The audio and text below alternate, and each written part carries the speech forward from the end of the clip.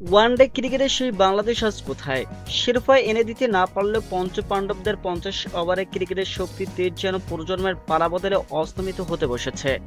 আফগানিস্তানের বিপক্ষে পরাজয় সে না হয় মানা যেত, কিন্তু এমন হতস্তরীয় কুৎসিতার জঘন্য ব্যাটিংয়ের চিত্রগুলো হজম করা তো কঠিন।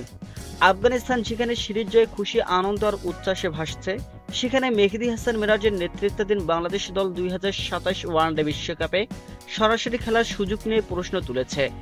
28 বছরের গৌরবময় ইতিহাসের যেন এখন কালিলিপনের অপেক্ষায়।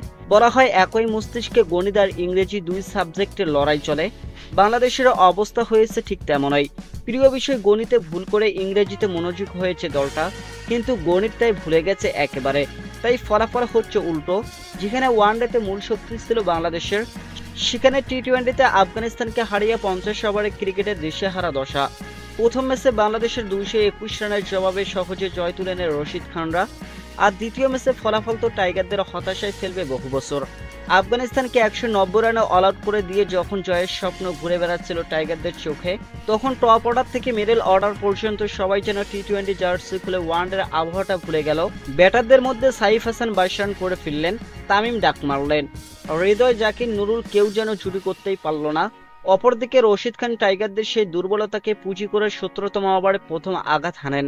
এরপর 23 থেকে 29তম ওভারের মধ্যে একা 4 উইকেট তুলে নিয়ে মাত্র 109 রানে শেষ করে দেয় বাংলাদেশের লড়াই। নিজে তুলে নেন 5 উইকেটের শিকার। 191 রানের লক্ষ্য তারা করতে নেমে বাংলাদেশ হেরে যায় 81 রানে। সিরিজও হাতছাড়া হয়ে যায় এতে করে। ম্যাচ শেষে spin bowling coach Mushtaq Ahmed বলেন, রশিদের বল নাই, বরং রশিদকে খেলতে গিয়ে খালে পড়েছে বাংলাদেশ। আমার মনে হয় ওরা রশিদ খানকে খেলেছে বলকে নয়। রশিদের বল খুব বেশি টার্ন করে না, কিন্তু সে অত্যন্ত অভিজ্ঞ উইকেট নেওয়ার বোলার। তার লাইন ও লেংথ খুব ধারাবাহিক। কখনো কখনো আমাদের উচিত শুধু বল খেলা, বলার নয়।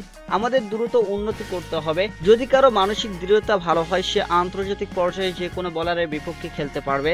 তিনি আরো বলেন, রশিদ বহু বছর ধরে আফগানিস্তানের জন্য সফল, কিন্তু আমাদের ব্যাটিং ইউনিট হিসেবে শেখা দরকার। বল খেলতে হবে, বলার নয়। মাঝের ওভারে স্পিনারদের বিপক্ষে ভালো টেকনিক থাকা জরুরি। কিভাবে ভালো বলে সিঙ্গেল নেওয়া যায়, এগুলো শিখতে হবে। যদি স্ট্রাইক ঘোরানো যায়, তাহলে চাপটা পড়বে বোলারদের ওপর।